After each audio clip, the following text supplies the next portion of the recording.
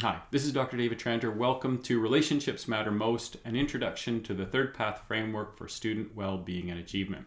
This is a 4-part video series designed to introduce you to the third path framework for education, and it's based on our book, The Third Path, which I co-authored with my 2 friends and 2 spectacular teachers, Lori Carson and Tom Bolin. And this is video 1, where we give you some background into how the framework came to be and some of the problems and challenges that we were trying to address when we developed the framework. Let's start with the big question that's run through all of our work. This is what we've been trying to explore and answer. And it's this: how do we best support genuine, ongoing learning and development in our students and in educators? So we're using the term learning and development to include everything: social emotional learning, mental health promotion, student well-being, student achievement, student success, teaching the whole child. It's all about how do we help every child reach their potential. Also note that we talk about learning and development in educators as well, because our framework is about creating a culture of learning and development for educators as well as students. As I said, this is a 4-part video series. This is video number 1. I'm going to try to keep these videos as brief as I possibly can. This one is about the background. The next one is a little bit of the research that's informed our framework. The third one, we actually talk about the framework. And then ultimately, we're going to talk about some implementation ideas. Feel free, if you want more information, to go to thirdpath.ca and relationshipbasedschools.com, our 2 websites. Okay, let me start with how this came to be. I think this will make a lot more sense if I can kind of give you our origin story. So this is us actually in Tuktoyaktuk. We made the drive all the way to that northern road to the Arctic Ocean. It was a lot of fun. And that's a picture of Thunder Bay in the background where we all live, Tom, Lori, and I. This kind of starts with Tom's school. He was working in a school here in Thunder Bay that was not only in one of the most impoverished communities in Thunder Bay. From what I understand and looking at the Stats Can statistics, it's one of the most impoverished communities in Canada.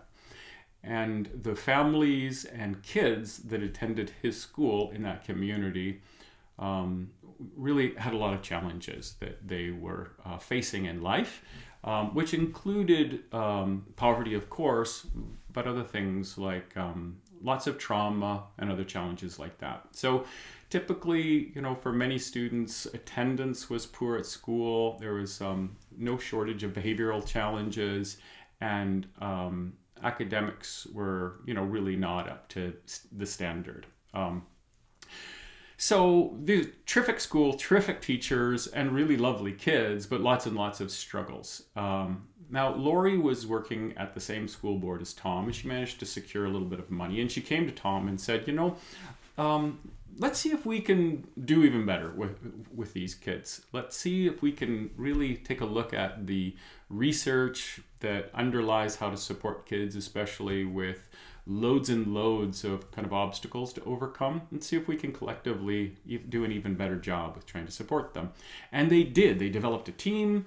They really looked at the literature. They looked at models. They engaged, all of the adults in the building to really look at how they can sort of transform the school to make it serve their students even more effectively.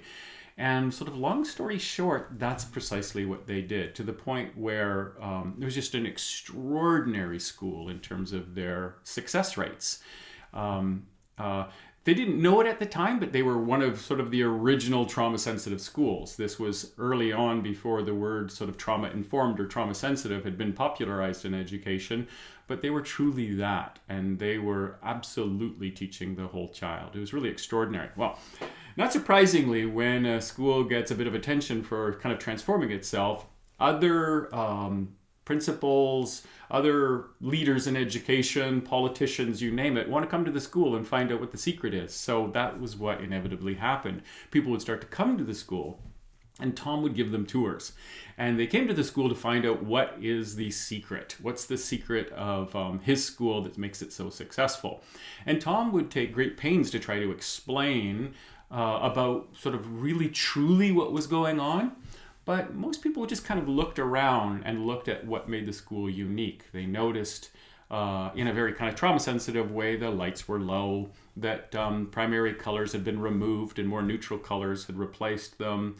There was a lot of things in the environment that were noticeably different. But Tom, was saying, don't just look at that. Look more deeply into what we're doing, the work that we're doing, the dedication that we have.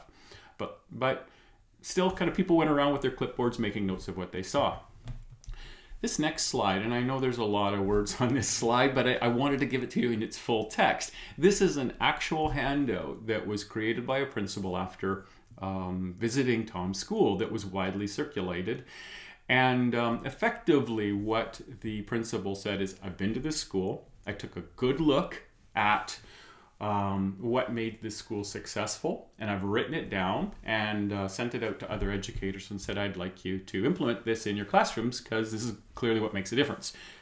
Great things, if you look through those 6 things, calm music, calm images, low lighting, natural surroundings, use things like breathing techniques and yoga, lower your voice, be calm, and have positive messages. All great things.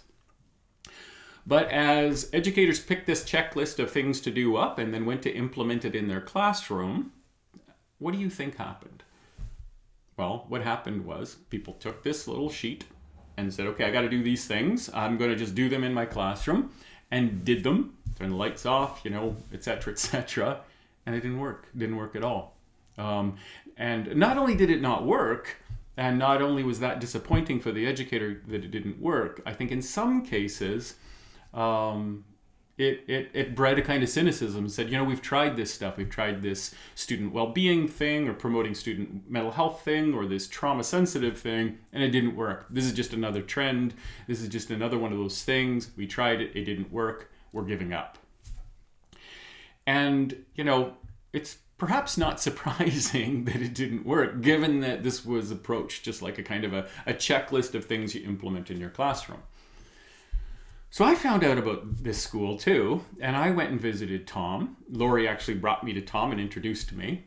And I did something a little different. Now, I won't pretend that I knew what I was doing. I was just really curious, and I wanted to find out more about his school. So what I did was I spent a lot of time there.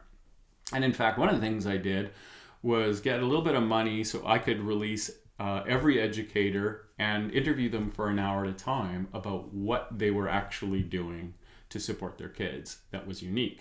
Not only did I interview every adult in the building, I interviewed parents, grandparents, and students and asked them a whole series of questions and videotaped it and kind of took them through a whole thing saying, what is it that's responsible for this transformation and for your success? And let me tell you what they said to me. They said this. All of them, to a person, said, well, it's hard to describe really, but if I had to, I would say we're like a family. Yes, it's like a family. We're like a family here. Everybody said that. And the first couple of times, quite honestly, when they said that, I was like, oh, that's so lovely. It's so sweet that they're like a family. And by about the 20th person, I was like, please give me something more than we're like a family. And I went away thinking, well, what a great school, but also from a research point of view, genuinely disappointed. All I've got is, hours and hours and hours and hours of video interviews with one thing. We're a family. And it doesn't really help me a whole lot to be able to go to other schools and say, be like a family. That's the secret. And then walk away. So it took me a little while before I realized, wait a second.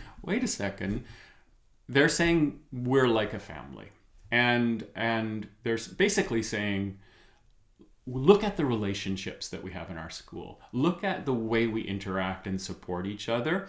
If I had to describe it in some way, I guess the closest approximation would be we're like a family. So they weren't saying be a family, but they were saying something about the nature of the environment, the feel, the relationship, the commitment to each other. And that was my kind of light bulb moment, thinking, oh, I get it. This is actually really good information when they said we'll be like a family, because it was inviting me to then say, when they say we are like a family, what are they trying to describe? What are those intangibles that they're trying to put their finger on, but they don't have a language for it? So instead they say, we're like a family. So this started our kind of research and looking into, well, what is this all about? And we wanted, of course, to expand this just beyond the one school, because this was a great school, but we're also, we knew that this was happening in loads of schools. So I kind of created 4 goals in this journey. And the first goal was this, is to articulate what underlies good educational practice rather than create another program or set of strategies. And to really understand, like, how do kids learn and develop as fully formed human beings? So we never set out and have never set out to develop a program or a bunch of strategies. This was to look at what underlies good programs, what underlies good strategies, whether they're instructional strategies or social emotional strategies, what underlies that? The second thing I knew is that these educators were trying to support the social emotional and overall well-being of these students. But what I knew from my background in well-being and mental health was that we're not that good at supporting well-being. Well-being is a complex construct. We're not necessarily built to be good at well-being, and the research kind of bears that out. So I'll show this to you, and it's in our book as well. This graph is often referred to as the U-curve of human happiness, and this shows that for the average adult, they spend the first 30 years of their life with declining well-being. And it's not until their late 40s or early 50s that their well-being actually starts to go up. So there's all kinds of interesting reasons for this, but the one takeaway from this that you can hopefully see is that if we're saying, well, we're going to build the social emotional skills of children and we're going to support their mental health and well-being, well, we have to first acknowledge that we're not that good at it ourselves. So we have to think more carefully about what it really is before we can simply say, oh, we're just going to bring it to the classroom and do it with kids. So we need to think carefully about what well-being really truly is, because we're not that good at it. The third goal was to look at the ways in which social emotional learning and development and academics might be fully integrated. Again, everything in my background suggested and suggests that those two things aren't separate. And it was always kind of concerning to us that it was talked about in education like two separate things. Of course, that's no big surprise. Historically, education has really focused on achievement. You know, they've been responsible for the academic domain, the path 1, as we called it. And then path 2 has really been the world of family and maybe social workers and other kinds of support people. And that's social emotional success, really about leading to adult well-being and life satisfaction. Those two paths historically have been perceived as separate, but the research, and more all the time, has shown that these things occur in the same place in your brain. They're really two sides of the same coin, and to separate them out like that is really quite artificial. Also, hopefully you're beginning to see why we call our framework the third path, because it was really our attempt to look at an integration of path 1 and path 2. And then finally, our fourth goal, something we felt really, really strongly about, was that we wanted a framework that integrates all of the pressures and priorities and demands on teachers.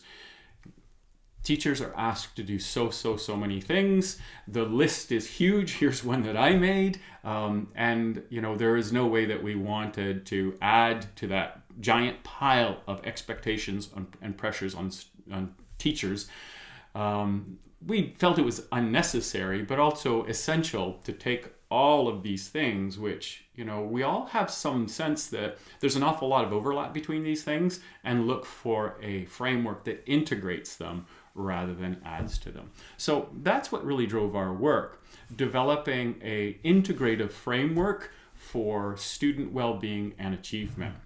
In our next video, we're going to take a look at some of the research that underlies well-being and learning and development that we examined in order to develop the framework. So I've made a link to the video down below, and we'll see you in video 2.